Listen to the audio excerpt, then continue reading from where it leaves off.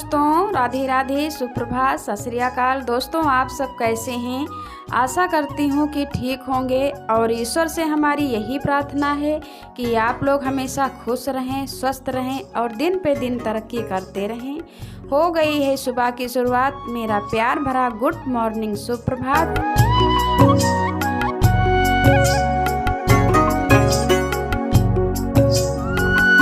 आज के ब्लॉग की शुरुआत कर रहे हैं हम अपने खेत में। तो आज आप लोगों को हम अपने खेत को ले चलते हैं। तो हमारे खेत में आज धान की कटाई हुई थी, तो धान को खेत में डाल दिया था 2-4 दिन के लिए। तो धान सूख गया है, धान का जो पौधा होता है वो सूख गया है। तो आज इसे मशीन से खंदाई की जा रही है। तो धान को अलग कर दिया जाएगा और पौधे को अलग कर दिया जाएगा। तो देखिए किस तरह से धान और पौधे को अलग किया जाता है।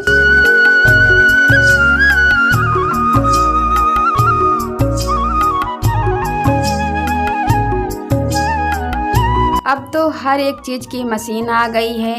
पहले के ज़माने में तो बैलों से धान की दवाई होती थी, धान को पौधे से अलग किया जाता था। पहले धान के पौधे की कटाई होती थी, फिर उसे एक जगह इकट्ठा कर दिए जाते थे, फिर उसके बाद बैलों से उसे रौंदाया जाता था, तब धान निकल पाता था। लेकिन दिन पर दिन तरक्की होती जा रही है हमारे देश की, हर एक चीज़ की मशीनें आ गई हैं।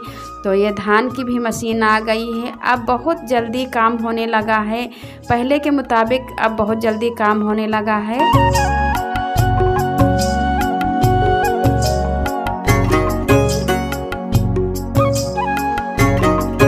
धान खेत से आ गए हैं और छत पे डाल दिया गया है। तो धान को हम पूरी छत पे फैला देंगे सूखने के लिए।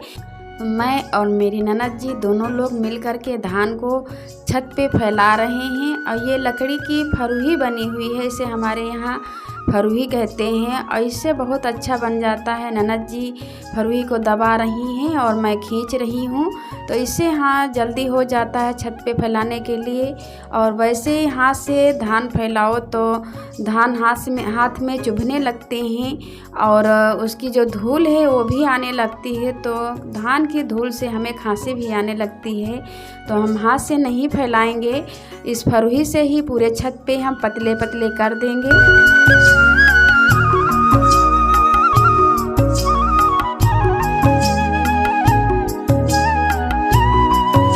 और इस समय धूप भी बहुत हल्की होने लगी है, तो धान को सूखने में 8-10 दिन तो लग ही जाएंगे। धान को अच्छे से सुखा कर हमें रखना है। अगर धान अच्छे से सूखेगा नहीं तो ख़राब भी हो सकता है। तो धान को हमें अच्छे से सुखाना है। तो धान को हम सुबह सुबह फैला देंगे और शाम को फिर इकट्ठा करेंगे। तो इस समय जितना दिन छोटा हो रहा है और त्यौहार भी आ रहे हैं, तो काम बहुत ज़्यादा बढ़ गया है।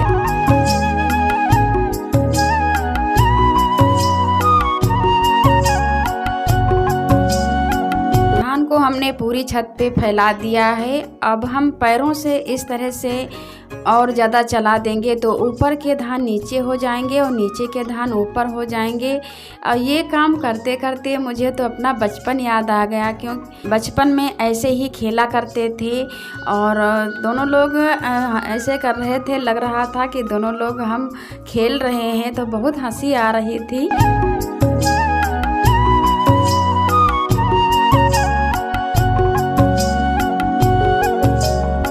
धान को तो हमने पूरी छत पे फैला दिया है और अब हम आ गए हैं सरसों को फैलाने के लिए। सरसों को हमने धुली थी, तो इसमें धूप नहीं हो रही, तो सरसों भी सूखी नहीं थी। तो फिर से आज सरसों को हम फैला देंगे तो अच्छे से सूख जाएगी।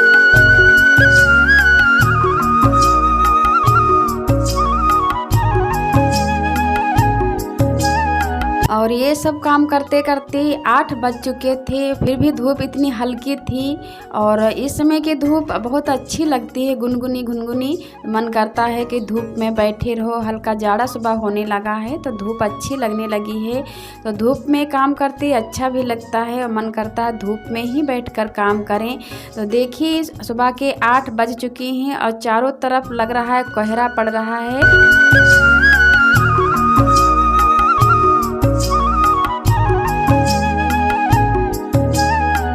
छत से हम नीचे आ गए हैं और आज सोच रहे थे कि अब दिवाली की सफाई शुरू कर दें। अब ज़्यादा टाइम नहीं बचा हुआ है क्योंकि साफ़ सफाई करना बहुत ज़्यादा है, तो आज से सफाई की शुरुआत कर देंगे। तो इस डंडी में मैंने एक ब्रश बांध दिया है इससे जाला छुड़ाने के लिए।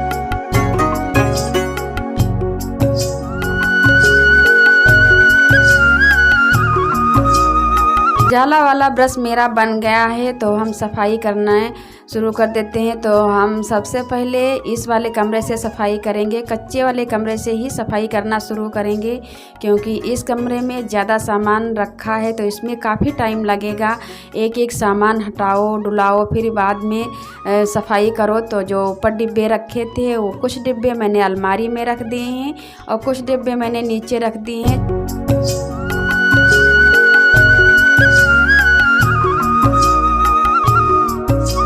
इस वाले कमरे का अभी हम प्लास्टर नहीं हुआ है और ये कच्चा कमरा है तो इसमें डिब्बे हैं, राशन जो भी है वो इसी कमरे में रखा जाता है।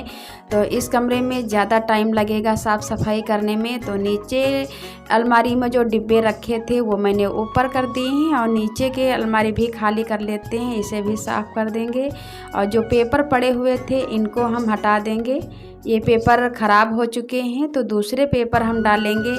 अभी तो मैंने ऐसे ही डिब्बे रख दिए हैं, साफ़ सफाई करने के बाद फिर से हम इसमें पेपर डाल देंगे।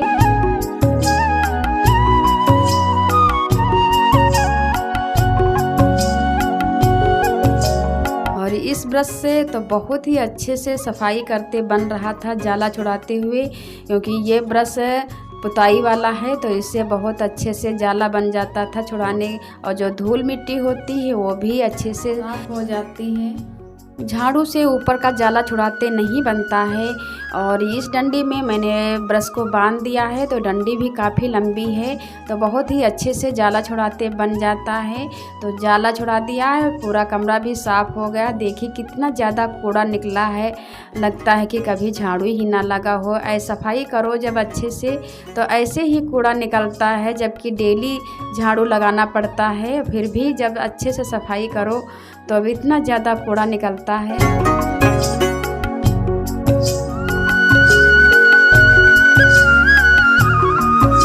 और इस तरह की सफाई हम सिर्फ त्योहारों में ही कर पाते हैं अच्छे से। पूरी अलमारी, पूरा सामान हटा करके अच्छे से जब कोई त्योहार होता है तभी हम साफ़ कर पाते हैं।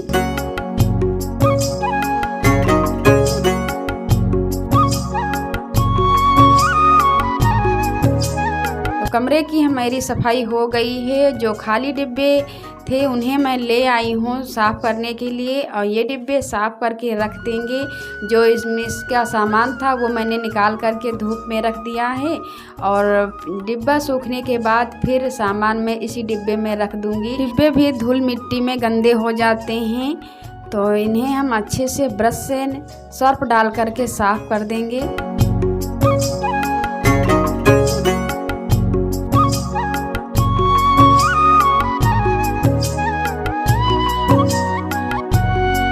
दोस्तों, आप लोगों की यहाँ दिवाली की सफाई शुरू हुई है या अभी नहीं शुरू हुई है, कमेंट में हमें लिख के ज़रूर बताना। और दिवाली की सफाई खास करके बहुत अच्छे से करनी होती है, कहीं भी जाला ना हो, कहीं भी धूल मिट्टी ना हो। और ये सफाई धनतेरस के पहले ही हो जानी चाहिए क्योंकि धन लक्ष्मी माँ की पूजा की जाती है। तो धन लक्ष्मी माँ को सफाई अत्यधिक प्रिय होती है। जहाँ अच्छी सफाई होती है वहीं माता लक्ष्मी का वास होता है। इसीलिए सभी लोग दिवाली पे खास करके अच्छे से सफाई करते हैं। और कोई त्यौहार है तो इतनी ज़्यादा सफाई कर पाएँ या ना कर पाएँ, लेकिन दिवाली पे खास करके सभी लोग सफाई करते हैं बहुत अच्छे से।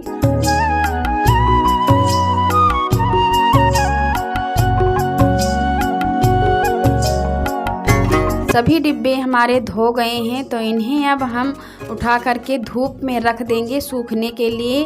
तो दोस्तों, आज का ब्लॉग यहीं पे एंड करते हैं, मिलते हैं अगले ब्लॉग में। तब तक के लिए राधे राधे, जय श्री कृष्णा।